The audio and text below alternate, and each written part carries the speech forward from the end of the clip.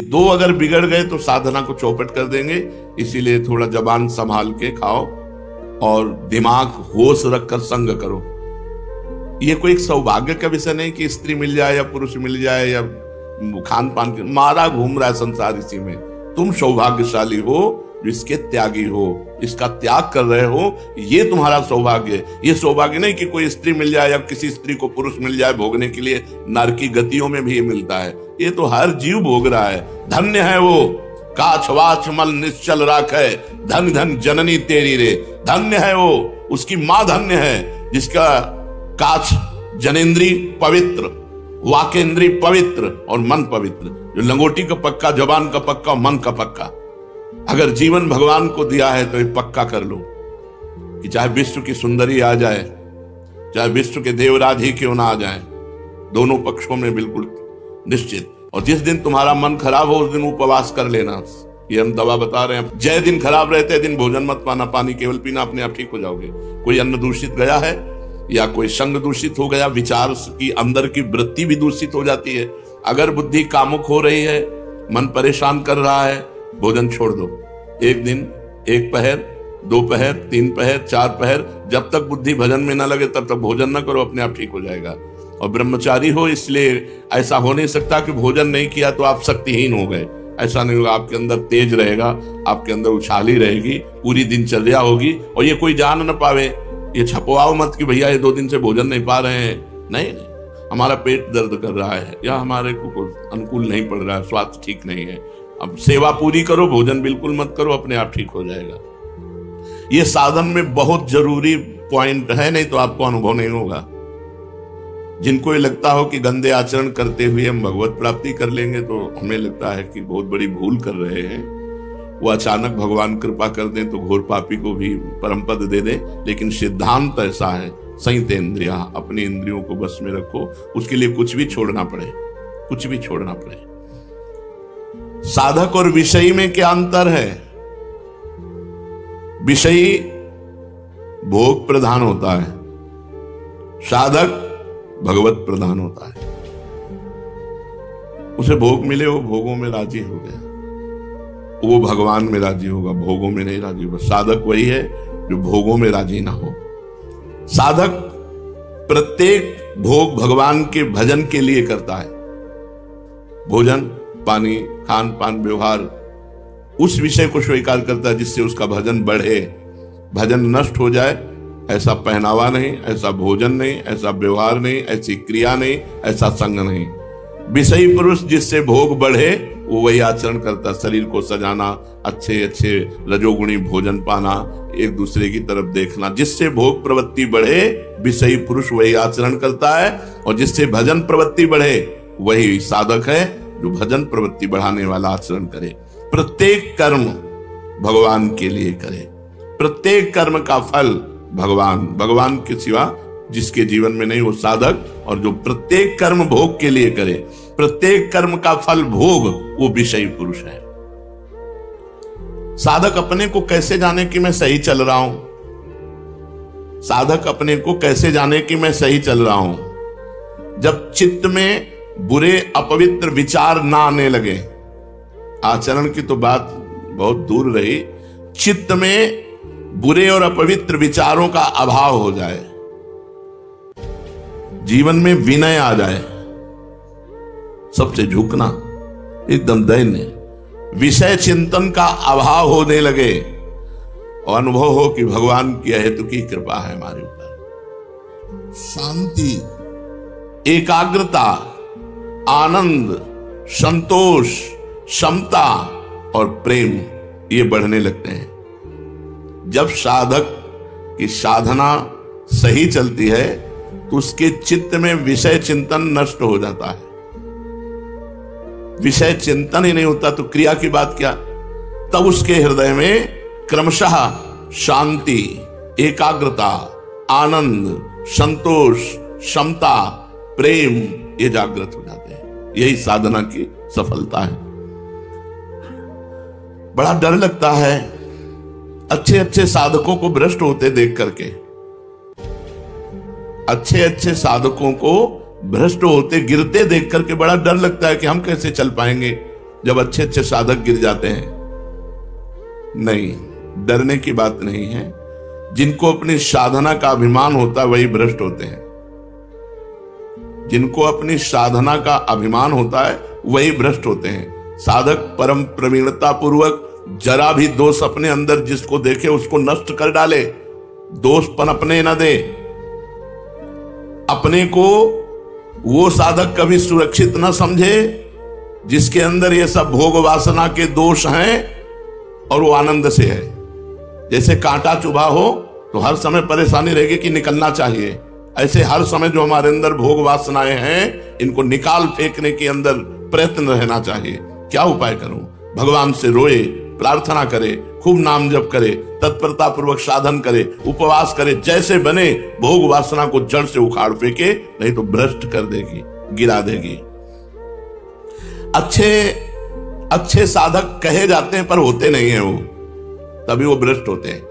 दूर से दिखावे में अच्छे कहे जाते हैं पर अंदर से वो अच्छे होते नहीं हैं। दो कारण, पहला अभिमान के कारण भ्रष्ट होते हैं और दूसरा वो अच्छे कहे जाते हैं, होते दम्भी है, पाखंडी होते हैं, तभी वो भ्रष्ट होते हैं। नहीं, अच्छा साधक कभी भ्रष्ट नहीं हो सकता क्योंकि वो कुसंग करेगा ही नहीं। वो कुसंग की वृत्तियों को ही नष्ट कर देगा। जब हर समय भगवान के भजन में लगा है तो कुसंग का अवसर कहां से है? साधक साधना के प्रकाश में अपने दोषों को देखता है, मेरे अंदर ये दोष है, और भगवान से प्रार्थना करके भजन के प्रभाव से उस दोष को जड़ से नष्ट कर देता है। जो दोष होते हुए अपने को सिद्ध मानने लगते हैं, भगवत प्राप्ति हुई नहीं और अंदर सब दोष भरे हैं और चार लोग दंडवत प्रणाम कर लिए, चेला बन गए तो अपने को सिद्ध मानने लगते हैं। ऐसे लोगों की बड़ी बुरी दशा होती है, भ्रष्ट होते हैं, पक्का भ्रष्ट होते हैं ऐसे लोग। क्योंकि साधना में प्रियता नहीं, अपने को सिद्ध मान के पुजवाने लगे और सारे दोष अंदर हैं, अभी दोषों का नाश हुआ नहीं। जहां कुसंग का संयोग हुआ वहां भ्रष्ट हो गए, नष्ट हो गए। ऐसी अवस्था में बुरे संग में वो फंस जाते हैं। दबे हुए दोष उनको अपना गुलाम बना लेते हैं, साधक को साधना पथ से भ्रष्ट कर देते हैं। इसलिए डरो नहीं, अभिमान से डरो और अपने दंभ पाखंड से डरो। जो है नहीं वो दिखावा मत करो। अपने अंदर दोष है तो ग्लानि करो, पश्चाताप करो, भगवान से प्रार्थना करो। साधना पथ की रक्षा किस प्रकार से करें कि हम गिरे ना? अगर श्रद्धा का पाथेय है, भक्ति का कवच है और नाम जब अंग रक्षक है तो डरने की बात नहीं। श्रद्धा का पाथेय है, श्रद्धा ये पूरे रास्ते में चलने का आहार समझो। बिना श्रद्धा के इस मार्ग पे चला नहीं जा सकता। तो श्रद्धा का पाथेय, भक्ति का कवच और नाम जप अंग रक्षक। नाम पहारू दिवस निशि, रात दिन नाम का पहरा है तो तुम्हारी साधना को कोई बाल बांका भी नहीं कर सकता। भक्ति का कवच कोई तोड़ नहीं सकता और श्रद्धा है तो बढ़ती चली जाएगी साधना। कभी भी ऐसा साधक भ्रष्ट नहीं होता जो श्रद्धा का पाथेय, भक्ति का कवच और नाम जप का सरदार साथ रखता है। अंग रक्षक सरदार नाम जप है। ये महाबलवानों का भी बलवान है, बाल बांका नहीं हो सकता। बार बार आप कहते हैं कि तीव्र उत्कंठा होनी चाहिए साधना में, तो ये तीव्र उत्कंठा कैसे हो साधना में? ये किसी शुभ कर्म का फल नहीं है। तीव्र उत्कंठा ये तो साधु संग से प्राप्त होती है। जैसे आप रोज सत्संग सुन रहे हैं, रोज सत्संग सुने तो आपके अंदर उत्कंठा जागृत हो जाएगी कि विषयों का त्याग करके एकदम। जो तीव्र उत्कंठा है ये किसी कर्म फल से नहीं मिलती, ये साधु संग से मिलती है। जितने परिवर्तित हुए हैं सब साधु संग से भी है। और साधु संग ऐसा नौका है कि आपको मोह त्यागने का कितना कष्ट हुआ बताओ? कौन सा आपने उपाय किया जिससे आपने मोह त्याग दिया? बस हवा आई और बहकर वृंदावन आ गए। मोह का त्याग अपने आप सहज में हो गया। नहीं, मोह त्याग। एक सन्यासी जी मिले थे हमें काशी में, मिलते रहते थे घाट में। जब जाते वो विश्वनाथ जी जाया करते थे घाट में, जैसे मिलते तो प्रणाम करते थे। एक दिन बड़े उदास थे। हमने कहा आज आपका चेहरा उदास है, किसी गूढ़ विषय पर चिंतन है क्या? उनका गूढ़ विषय क्या, 90,000 रुपया जमा किया था। ये 25-30 वर्ष पहले की बात होगी। हमारे भाई की बिटिया का ब्याह था, हमने दे दिया। बिटिया का ब्याह हुआ, इसके बाद उसका दूल्हा मर गया, तो भाई कहता कि तुम्हारे सन्यास के पैसा लगे, इसलिए हमारी बिटिया का सुहाग उजड़ गया। तो हमने यहाँ काशी के संतों से भी पूछा, तो उन्होंने कहा सन्यासी का पैसा तो गृहस्थ में नहीं जाना चाहिए, 1-1 रुपया दान पुण्य का। बोले अब बहुत समस्या हो गई। अब आप समझो, वो थे 70 वर्ष के, 70 वर्ष के होने पर भी अपने परिवार की ममता नहीं छोड़ पाए थे। अपने भाई, भतीजा और भतीजा, बिल्कुल जिस मार्ग में चल रहे हो, इस मार्ग में सब जगह से समेट कर एकमात्र प्रभु, एकमात्र प्रिया प्रीतम। तो ये साधु संग से स्वभाव, सर्वसंग पहो ही माम, सत्संगा सर्वसंगो पहो ही माम। समस्त संगों का अपने आप त्याग करवा देगा यदि सत्संग हो रहा है। रोज सत्संग सुनने को मिले तो निश्चित सारे दोषों पर विजय प्राप्त हो जाएगी। श्री भगवान की अपार कृपा उस पर बरसती है जो साधु संग करता है। उस कृपा के प्रभाव को जानकर उसके जीवन में भगवत प्राप्ति की तीव्र उत्कंठा आ जाती है।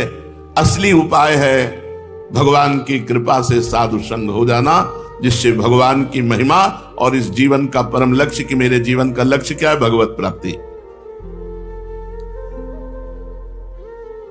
साधना में क्या मापदंड रखें कि मेरी चाल धीमी चल रही है या मेरी चाल उत्तम चल रही है? सही साधक वही है जो अपनी चाल को धीमी ही समझता है। मेरी चाल उत्तम है, यह उत्तम साधक का लक्षण नहीं है। मैं बहुत अधम हूं, जैसा भजन होना चाहिए, जैसी साधना होनी चाहिए वैसी मेरे से नहीं हो रही, ये अंदर बना रहना चाहिए। साधक को कभी अपनी साधना में संतोष नहीं होना चाहिए। अच्छा चल रहा है, नहीं, अभी अच्छा कहां चल रहा है? अभी राधा बोलते हैं आंख में आंसू कहां आया? अभी श्री जी कहां दिखाई दे रहे हैं? अभी अच्छा कहां चल रहा है? साधना में जितना संतोष होगा उतना ही वो आगे बढ़ेगा। जब अपनी चाल धीमी मानेंगे तो आपकी उत्तम साधना होगी। यही मापदंड है, साधना में असंतोष और अपनी चाल धीमी मानना और सबको भजनानंदी मानना। सब महान है, अधम तो हम ही है, भेष रखे हैं और जैसा भजन होना चाहिए वैसा नहीं होता, ऐसा अंदर दुख बना रहना चाहिए, उसकी साधना उत्तम बढ़ेगी। साधना जल्दी सिद्ध हो जाए, अपनी तरफ से क्या उपाय करना चाहिए? भगवान का दृढ़ भरोसा, दृढ़ आश्रय। साधना सिद्ध होने का उपाय, सब दोषों से मुक्त होने का उपाय, भगवान का दृढ़ भरोसा। हम वही मुंह की खाते हैं जहां भगवान की आज्ञा का उल्लंघन करते हैं, शास्त्र आज्ञा का उल्लंघन करते हैं, पक्का समझ लो। गुरुदेव भगवान कहते थे चाहे 24 घंटा भजन कर लो, अगर 1 मिनट भी आज्ञा का उल्लंघन करोगे तो 24 घंटे के भजन का आनंद अनुभव नहीं कर पाओगे। बिल्कुल ठीक रकील पे चले, जो रकील खींच दी गई वैसे। लकीर का फकीर, फकीर कौन? जो लकीर का फकीर, जो गुरु ने लकीर खींच दी कि इस पे चलना है, बस इधर नहीं इधर नहीं, राई के सम चलत ही हो तौर की ओर, राई भर पैर उतार दिए लकीर से तो फकीरी में अंतर आ जाएगा। लकीर का फकीर, जो गुरु ने शास्त्र ने लकीर खींच दी बस उसी पे चलना है। इधर उधर गाड़ी उतारोगे पलट जाएगी। जो जीटी रोड बना है उसी पे चलो। ये जो संप्रदाय है, जो मार्ग है, ये जीटी रोड है, राजमार्ग है, इसमें गिरोगे नहीं। अपनी जान में प्रयास में कमी न रखे, साधना का अभिमान न रखे और भगवान का भरोसा रखे तो जल्दी साधन सिद्ध हो जाता है। साधन में साधक को मेल जोल बढ़ाना ठीक है कि नहीं? ये हमारे दोस्त हैं, ये हमारे परमार्थिक अगर हैं, भजनानंदी हैं तो कोई दोष नहीं है, और अगर थोड़ी भी संसारिकता उसमें है तो तुम्हें गिरा देगी। इसलिए दोस्त नहीं बनाना चाहिए। जीवन में दोस्त नहीं बनाया आज तक, अभी कोई दोस्त नहीं, आगे भगवान जाने। आज तक कोई दोस्त नहीं तो दुश्मन का सवाल ही नहीं होता। जब दोस्त हो तो दुश्मन हो, न दोस्त है न दुश्मन है। भगवान ने बड़ी कृपा की, आज तक एक दोस्त नहीं, एक भी नहीं है। वृंदावन में रहते हुए 27-28 वर्ष हुए जा रहे हैं, एक भी दोस्त नहीं। पीछे तो वैराग्य में जीवन रहा तो वहां दोस्त का सवाल ही नहीं उठता। यहां भी एक भी दोस्त नहीं। कोई सब संत महंतों की चरण रज माथे पे है, लेकिन अपना किसी से नहीं है कि अमुक आश्रम के अमुक महंत से हमारा प्रेम है। सबसे प्रेम है, सबकी चरण रज वंदना है, लेकिन अपनी दोस्ती किसी से नहीं है। परमार्थ में, साधन मार्ग में मेल जोल बिल्कुल ठीक नहीं है। मेल जोल में धोखा हो जाएगा। जमुना बाई ये जुगल घाट पे रहती थी। अजीज बेग अकबर का भांजा, वो यहां गश्त पे आया हुआ था, अपने सैनिकों के साथ देखा ब्रह्मचारिणी फटे पुराने कपड़े शरीर पे लपेटे यमुना स्नान करके, तो तेज झलक रहा था। तो सैनिकों से कहा ऐसी सुंदरी तो हमारी सेवा में आनी चाहिए। तो बोले सरकार ये विरक्त है, साधु है, ये ऐसे। अब उसका मन ललचा गया देख करके गीले वस्त्र में ऐसे। 2 वैश्याएं भेजी, वो साधु के वेश में आई और भगवान की चर्चा कर दी। 8-10 दिन लगातार आई, तो वो साधु भाव से सम्मान करके बैठा लेते। अब जब 10 दिन लगातार आई तो मेलजोल हो गया, हंसना, बातचीत करना, बैठना। वो 2 दिन फिर नहीं आई, फिर तीसरे दिन अगले दिन आई। तो पूछना बनता है ना कि आप 2 दिन नहीं आई। तो उनका हमारे यहां एक बहुत बड़े साधु आए हैं, उनकी सेवा में आप दर्शन करेंगे। उनका हरिवंश महाप्रभु की कृपा से ऐसी तो कोई इच्छा है नहीं, तो साधु दर्शन के लिए आप मना करते हैं। चलिए ना, बहुत अच्छे साधु है, आपको आनंद मिलेगा। उनका चलो महाप्रभु का आदेश है, श्याम श्यामापद कमल संग सिरनायो, किसी भी संप्रदाय का साधु हो अगर सिद्ध है तो उसके दर्शन मात्र से मंगल तो होता ही है। चलो मेल जोल पहुंचा दिया हवेली में। जो देखा हवेली, तो उनका हवेली कहां, संत आए तो उनको लगा संत को क्या हवेली और क्या फुटपाथ, मान लो कोई धनी मानी बुला के ले आया होगा। तो जब हवेली में अंदर गए तो बाहर से वैश्याओं ने दरवाजा बंद कर देखा उस अकबर के भांजे को, वो काम की दृष्टि से व्याकुल। अब समझ गए कि मुझे फंसा लिया गया, नजदीक मत आना।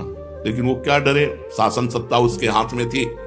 जिसके मामा बादशाह हो, बोले तुम्हारे क्या बाप बादशाह है क्या? तो उसके मामा बादशाह थे, बादशाह का भांजा। जो ही आगे बढ़ा तो आंख मूंद लिया, कहा श्री हरिवंश, श्री हरिवंश, श्री हरिवंश। बबर शेर बीच में प्रकट हो गया, दहाड़ मारी, उनका पैजामा गीला हो गया, बेहोश हो गए। और अंतर ध्यान, ये देखो भागवतिक शक्ति, उनको आना नहीं पड़ा, दरवाजा नहीं खुलवाना पड़ा, अंतर ध्यान होकर अपनी कुटिया में हरिवंश महाप्रभु ने तुरंत उनको कुटिया में, और वो जो आंख खुले तो उसे वही शेर दिखाई दे, वही तब उसके हृदय में आया कि मैं उनके चलकर चरण वंदना करूं। वो आकर चरण मेल जोल ने जुगल घाट से हवेली पहुंचा दिया था। हो सकता है जिसे तुम संत समझ रहे हो, जिसे तुम अपनी साध्वी मित्र समझ रहे हो, वो तुम्हें गलत जगह फंसा दे। इसलिए बिल्कुल किसी से मेल जोल नहीं, अपनी नियमावली, अपनी दिनचर्या, अपने मतलब, ना अपने घर किसी को आने देना, ना किसी के घर जाना, कभी नहीं। ये जिंदगी में मत रखना। जब ऐसी तेजस्वी यमुना बाई को फंसाकर मेल जोल में हवेली में पहुंचा दिया तो अपने से कितनी बड़ी भी चूक हो सकती है। तो मेल जोल साधना में बिल्कुल ठीक नहीं है। असंगो हम पुरुषा, मैं असंग हूं, किसी से कोई मतलब नहीं। प्रश्नकर्ता बहुत सुंदर प्रश्न कर रहे। ये हम लोगों की जो चाल है, इससे तो लगता है कि पूरी जिंदगी निकल जाएगी, भगवान मिलेंगे नहीं। उत्तर दे रहे नहीं, ऐसा नहीं मानना चाहिए, ऐसा नहीं मानना चाहिए। हमारी चाल तो धीमी है, लेकिन हमारे स्वामी की चाल बड़ी तेज है, भगवान की चाल बड़ी तेज है। भगवान गरुड़ से भी तेज चलते हैं। जो सबसे तेज चलने वालों में है वायु, वायु से तेज चलने वालों में है मन, मन से भी तेज चलने वाले हैं गरुड़ जी, और गरुड़ जी से भी तेज चलने वाले श्री भगवान है। हमें अपनी चाल पे भरोसा नहीं, भगवान पे भरोसा रखना है। ऐसा नहीं मानना कि हमारी चाल से पूरी जिंदगी व्यतीत हो जाएगी, भगवान तो मिलेगा नहीं। हमारी चाल तो धीमी है, लेकिन मेरे मालिक की चाल बहुत जोर की है। जिस दिन कृपा करेगा एक क्षण में हमसे मिल जाएगा। अपने आराध्य देव में तन्मय होना, अव्यावृत भजनात्, अखंड भजन, तन्मयाहा, उन्हीं में डूबे हुए हैं। अन्य कोई आस, भरोस, विश्वास, संबंध किसी से भी नहीं। प्राणी, वस्तु, पदार्थ, परिस्थिति, घटना, लोक, परलोक, किसी से भी नहीं। केवल अपने आराध्य देव से, उसे अनन्य भक्ति कहते हैं। जब अनन्य भक्ति का रंग चढ़ता है तो दृष्टुम, वो मुझे देखता है, तत्वेन, उसको तत्व का ज्ञान हो जाता है। ज्ञातुम, वो पूर्ण रूप से मेरा परिचय जान जाता है। और प्रवेशतुम, मेरे में प्रवेश पा जाता है। उसकी दशा क्या होती है? जो अनन्य भक्ति से युक्त महापुरुष है उसकी दशा क्या होती है? नारायण स्वामी जी जो तत्वज्ञानी महापुरुष हैं, सन्यासी हैं और श्री कृष्ण के अनन्य प्रेमी हैं, वो प्रवेशतुम, दृष्टुम, ज्ञातुम, तत्वेन च पूर्ण है। इसमें चारों में तत्व का ज्ञान है, भगवत रहस्य का ज्ञान है, भगवान में वो प्रवेश पाए हुए हैं और भगवान का साक्षात्कार किए। तो स्थिति क्या होती है? वो कह रहे हैं अब मोहन का चिंतन नहीं करना है, मोहन हमारे मन में बस गए हैं। मोहन बसी गयो मेरे मन में। मन में जो इंद्रियाणाम मनश्चास्मि, वो भगवान प्रकाशित हो गए मन में। अब मन नहीं, अब मोहन हो गया, मन मोहन हो गया। मोहन बसी गयो मेरे मन में, लोक लाज कुल कान छूट गई, या की नेह लगन में। मोहन बस गयो मेरे मन में, मन मोहन हो गया। ऐसा प्रभाव पड़ा, अब ना लोक की कहानी, न वेद की कहानी, न कुल की कहानी, इन सब से ऊपर उठ गया, छूट गई। अब एक ही बात रह गई, नेह की लगन, प्रेम। मिला हुआ भी मिलने की प्रबल चाह, देखता हुआ भी देखने की प्रबल प्यास, नेह लगन में। स्थिति क्या है? जित देखूं तित ही वह दिखे, घर बाहर आंगन में। धन्य है जीवन जिसके लिए तरसा जाता है पूरा जीवन।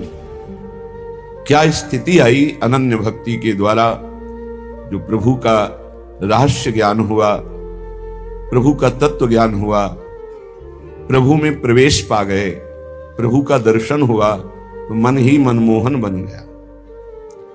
अब लोक मर्यादा, कुल मर्यादा, वेद मर्यादा, इस सब से वो ऊपर उठ गया है, लोकातीत हो गया है, वेदातीत हो गया है। अब वो जिधर दृष्टि डालता है उसे अपना इष्ट केवल दिखाई देता है। स्वयं की स्थिति वर्णन कर, कितना महान वो हृदय है जिसमें हर समय प्रभु स्फुरित हो रहे हैं। नहीं तो विषय वासनाओं का जाल बिछा हुआ है, ये वो प्रपंच चलता रहता है। अनन्य भक्ति का क्या प्रभाव पड़ा? जित देखूं तित ही वह दिखे, घर बाहर आंगन में, अंग अंग प्रति रोम रोम में। छाए रहो तन मन में मोहन, रोम रोम अंग अंग प्रति। छाए रहो तन मन में मोहन, बसी गयो मेरे मन में। अपने अंगों में भी श्याम सुंदर दिखाई दे रहे हैं, रोम रोम श्याम सुंदर में हो गया। घर बाहर आंगन में देखे तो श्याम सुंदर तो दिखाई दे रहे, पर अंग अंग श्याम सुंदर, रोम रोम श्याम सुंदर, पूरा तन श्याम सुंदर और मन श्याम सुंदर। नारायण स्वामी तन में भी वही, मन में भी वही, अंग अंग में वही, रोम रोम में वही। क्या सुंदर झांकी हर समय हो रही। कुंडल झलक कपोलन सोहे, दिखाई दे रहा है। नील कमल की सी कांति, अद्भुत चिकने तेजोमय कपोल और उनके ऊपर कुंडल की तेजोमयी झलक पड़ रही है। कुंडल झलक कपोलन सोहे, बाजू बंद भुजन में। अजान बाहु, विशाल बलशाली, अभयद भुज दंड मूल, पीनन शशानुकूल, अजान बाहु, जिनकी भुजाओं में बाजू बंद बंधे हुए हैं। प्रभु कंकन कलित ललित बनमाला, नूपुर धुनि चरणन में मोहन, बस गयो मेरे मन में। सुंदर कंकण धारण किए हुए कलाई पे, कमर में करधनी है और ललित बनमाला धारण किए हुए हैं। श्री चरणों में नूपुर बंधे जो अद्भुत ध्वनि कर रहे हैं, और नयन चपल नयन भ्रकुटी वर बाकी, ठाढ़ो सघन लतन में, नारायण बिना मोल बिकी हूं, या की नेक हसन में। नारायण बिना मोल बिकी हूं, या की नेक हसन में मोहन, बस गयो मेरे मन में। बड़े ही चंचल नयन है, बाकी भ्रकुटी है, इसीलिए इन्हें बाके बिहारी कहते हैं। ये सघन लताओं में खड़े हैं। नारायण स्वामी कहते बिना मोल के मैं बिक गई, इस प्रेम समुद्र ने डुबो दिया, बिना मोल के बिक गई हूं, या एक मुस्कान में अपने जीवन को समर्पित कर दिया। ऐसे अनन्य प्रेमी जनों के हृदय में धर्म, अर्थ, काम, मोक्ष, इनकी किसी की भी चाह नहीं होती। ये साधारण लोग क्या, साधारण भक्तों को समझ में नहीं आ सकता कि भगवान की आराधना करें और उनसे कुछ चाहें ना, कुछ सुख ना चाहें। ये क्या है, कैसा है इनका हृदय। भगवान की भक्ति करें, भगवान की आराधना करें और उनसे हम कोई लाभ ना चाहें। ऐसे तो लाखों करोड़ों भक्तों में कोई एक भक्त होता है, कोई एक, जो कहो हरिवंश रस बिरलो समझन हार, एक दोई जो पाइए खोजी सब संसार। कोई एक दो, एक दो। लाखों लोग भजन कर रहे हैं, लाखों, लेकिन प्रभु से सुख पाने के लिए, प्रभु से कल्याण कराने के लिए, प्रभु से अपना मंगल चाहने के लिए। धन्यवाद, वो भी उदार माने हैं, भगवान ने उनको भी उदार कहा है, आर्त को भी, अर्थार्थी को भी, जिज्ञासु को भी। भगवान से संकट निवृत्ति चाहना, भगवान से अर्थ भोग सामग्री चाहना, भगवान से ज्ञान चाहना, भगवान में स्थित हो जाना, मोक्ष प्राप्त कर, चारों महान है। लेकिन यहां वृंदावन नित्य विहार रस में इन चारों की चर्चा नहीं। ये समझ में इसलिए नहीं आएगा कि अभी हम देह भाव से युक्त हैं, तो लगता है भगवान की आराधना सुख प्राप्ति के लिए की जाती है। यदि मेरी मनचाही सुख सामग्री न मिली तो आराधना का फल क्या है। यहां अपार सुख का समुद्र लहरा रहा है। मांगोगे तो क्षुद्र कण मांगोगे। जैसे प्यासा आदमी प्यास बुझाने के लिए ओस को चाटने लगे तो जीवन हो जाएगा, प्यास नहीं बुझेगी। ऐसे ये ओस कण जैसे भोग है यहां से लेकर ब्रह्मलोक तक। अगर हम आराधना करके मांगना भी चाहते तो हमारी केवल मांग ओस कणों की है, जिनसे कभी प्यास नहीं बुझेगी। प्रेम समुद्र में हमारी प्यास बुझेगी। अगर हम ना मांगे और आराधना करें गुरुजनों की बात मानकर, तो हमको ओस कण नहीं, हमें प्रेम समुद्र का पान करने को मिलेगा। प्रेम समुद्र, अपार सुख, अपार आनंद, जहां किंचन मात्र भी दुख का लेश नहीं। स्वयं भगवान गीता जी में कहते हैं, जैसे विशाल सरोवर के प्राप्त हो जाने पर छोटे मोटे गड्ढों की याद नहीं आती, जरूरत नहीं होती, ऐसे एक बार भगवदानंद स्फुरित हो तो ब्रह्मलोक तक के भोगों की विश्वत त्याग वृत्ति हो जाती है। ब्रह्मादिक के भोग सब विषम लागत ताहि, नारायण ब्रज चंद की लगन लगी है जाए। अभी लगन को समझा नहीं। इस मार्ग में सर्वाश्चर्य की बात यह है कि यहां सर्वविध श्रृंगार है और उत्तम भोग है, पर यहां के प्रेमी सब त्यागियों के सिरमौर हैं। बड़ा सूक्ष्म विषय। अपने युगल सरकार की सुखेच्छा यहां के उपासक का जीवन है। यहां महामहिम श्रृंगार है, महामहिम अत्यधिक भोग है, पर त्यागियों की वो शिरोमणि है प्रेमी जन। ये बड़ा सूक्ष्म विषय। त्यागी का त्याग तो दिखाई देता है कि वो कपड़ा नहीं पहनता, दिगंबर रहता है, भभूत लगाता है, वो ऐसा, वो वृक्ष के नीचे ऐसा। लेकिन ये श्रृंगार चरम सीमा का भोग और युगल सुखेच्छा के अतिरिक्त इनके अंदर कोई वासना, कोई इच्छा, ना मोक्ष की न कोई और अन्य की। इस त्याग को कैसे कोई जान सकता है? इन प्रेमियों के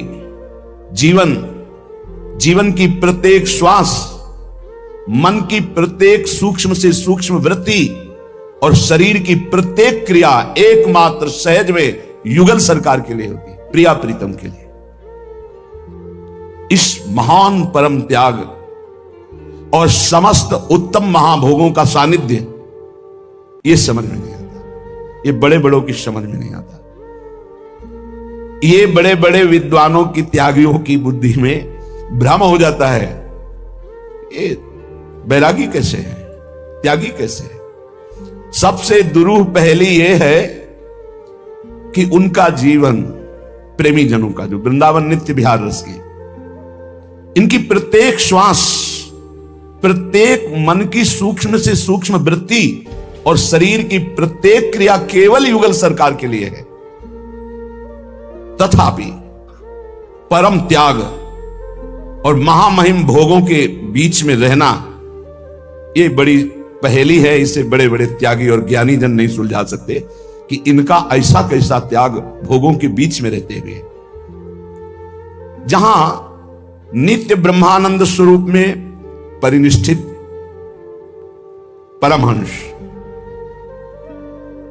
इस रहस्य के मर्म को जानने वाले सुखदेव जी, परीक्षित जी मरणासन्न है, 7 दिन में तक्षक सर्प काटेगा, पुलकित होकर के रास लीला सुना रहे, महान आनंद से प्रफुल्लित है, मुग्ध है और पवित्रतम गुप्त रहस्य खोलने लगे।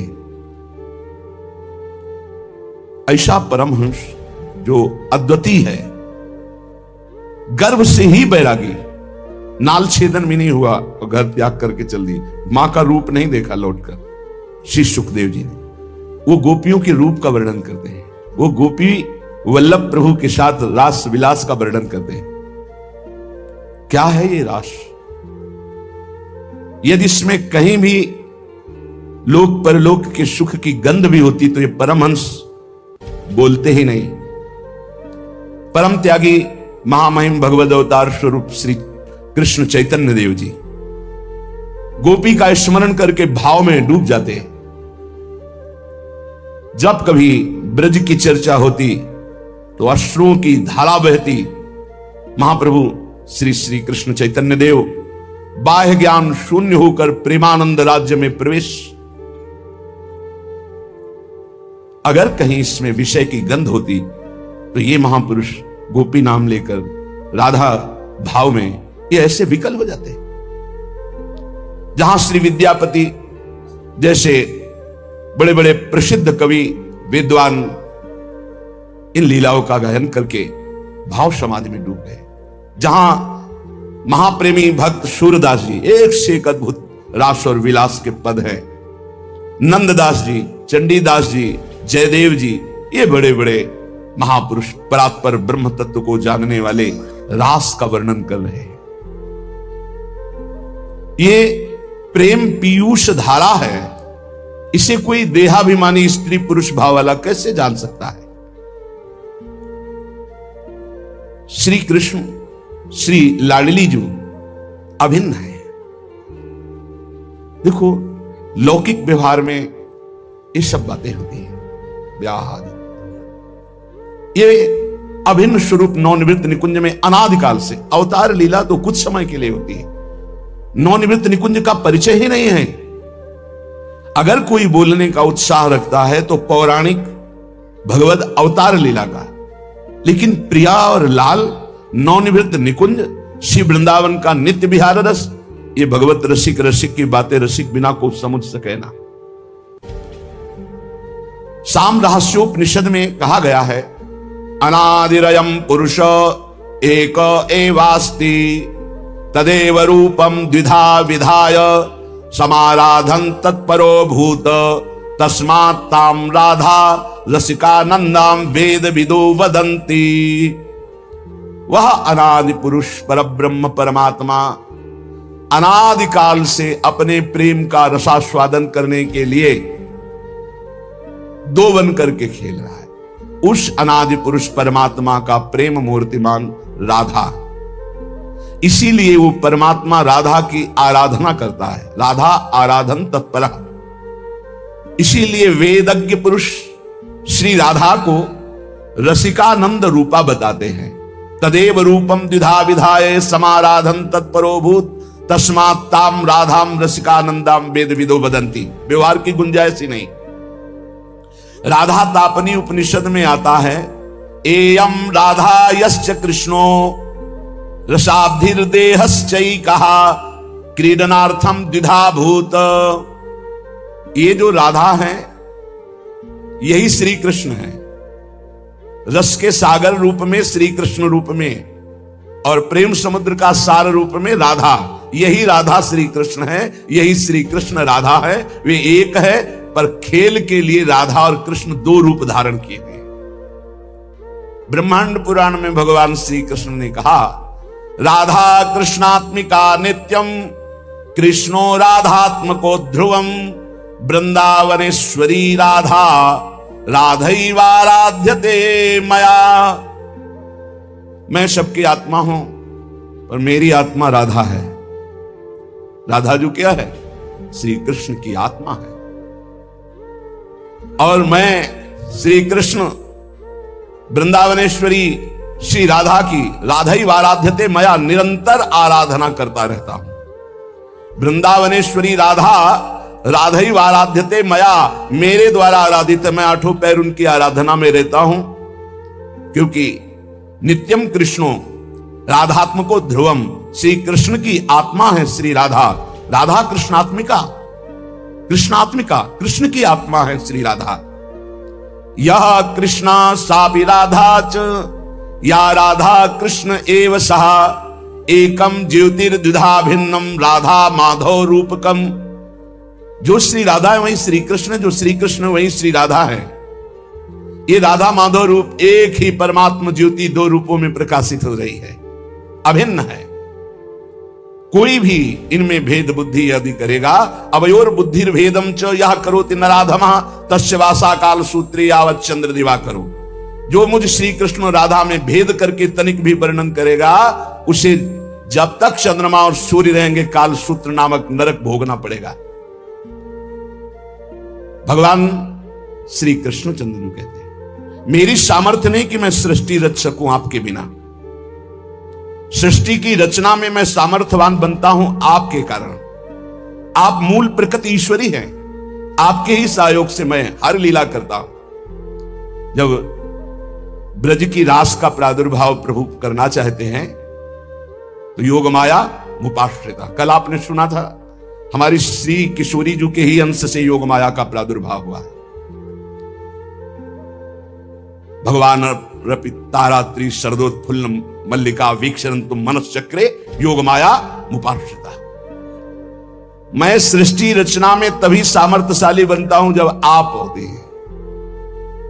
जैसे मिट्टी ना हो तो कुम्हार क्या बनाए, स्वर्ण ना हो तो सुनार गहना कैसे बना सकता है, ऐसे हे किशोरी जो आप ना हो तो आपके अंश मूल प्रकृति के बिना मैं कैसे परमात्मा सृष्टि की रचना। एक क्षण में अनंत ब्रह्मांडों की रचना आपसे होती है।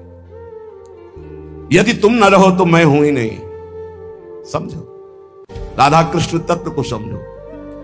तुम सृष्टि की आधार नहीं, मेरी भी आधार हो।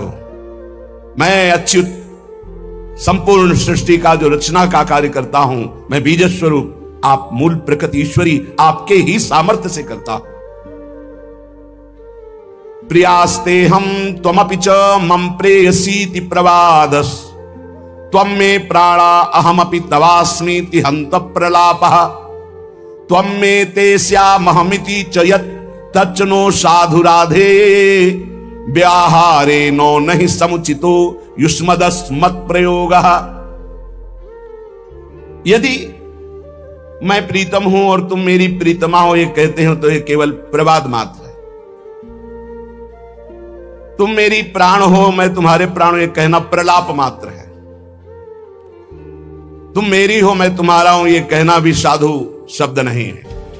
क्यों? क्योंकि हम और आप में मैं और तू का प्रयोग ही नहीं है, हम दो हैं ही नहीं। राधा और श्याम सुंदर में द्वैत है ही नहीं, दो है ही नहीं। जो श्याम सुंदर वही राधा, जो राधा वही श्याम सुंदर। त्वं मे ते स्यामहमिति च यत् तच्च नो साधु राधे, ये साधुवाद नहीं कि आप हो मेरी, मैं आपका, और आप और मैं जहां शब्द लग रहा है, ये साधुवाद नहीं। क्या है? हमारे आप में कुछ भी किंचन मात्र दो है ही नहीं। इसीलिए मैं और तू का प्रयोग मेरे और आपके बीच में नहीं। मैं एक ही, श्याम श्यामा एक ही तत्व, विलग की तो कहीं कोई गुंजाइश ही नहीं। देखो, राज दरबार की चर्चा करने वाला महल के रस को नहीं जानता है, लेकिन महल के रस की वृत्ति को जानने वाला राज दरबार की वृत्ति को जानता है। जो पौराणिक ग्रंथों में बाहर के रहस्य को जानने वाले ज्ञाताजन हैं, वो नित्य विहार रस को नहीं जानते। पूज्य गोकुल रमण रेती में विराजमान महाराज श्री गुरु शरणानंद जी, राधाष्टमी का उत्सव चल रहा था, हितदास बाबा विराजमान थे। जब पूज्य श्री के बोलने का अवसर आया तो आपने स्पष्ट शब्द बोले थे कि मैं घर के बाहर की बात बता सकता हूं, अंदर की बात नहीं बता सकता, इसलिए हम दरवाजे की बाहर की बात करेंगे, अंदर की नहीं। आप लोग महल के अंदर की सहचरिया हो, आप लोग बोलो, हम तो घर के बाहर की बात, जहां लाला खेलता है वहां की बात। बहुत अच्छा लगा। और बिल्कुल नहीं निकुंज के विषय में बोले, बाहर की बात, इस श्लोक बोले, बाहर की लीला की बात। जो नवनिवृत्त निकुंज का विलास है, धर्म सम्राट करपात्री जी महामहिम ज्ञान समुद्र पर जब ये बात आती तो कहते राधा गूढ़ तत्व है, राधा महान गूढ़ तत्व है। ये कोई राधा रसिक ही इसकी व्याख्या कर सकता है। शब्दार्थ तो आप जिस ग्रंथ का कहो उसका हम कर दें, और श्रीमद राधा सुधा निधि का बहुत अच्छा शब्दार्थ करते, पर ये जरूर बोलते जाते कि इस राधा रस का रसास्वादन किए रसिक ही कोई रहस्य वर्णन कर सकता है।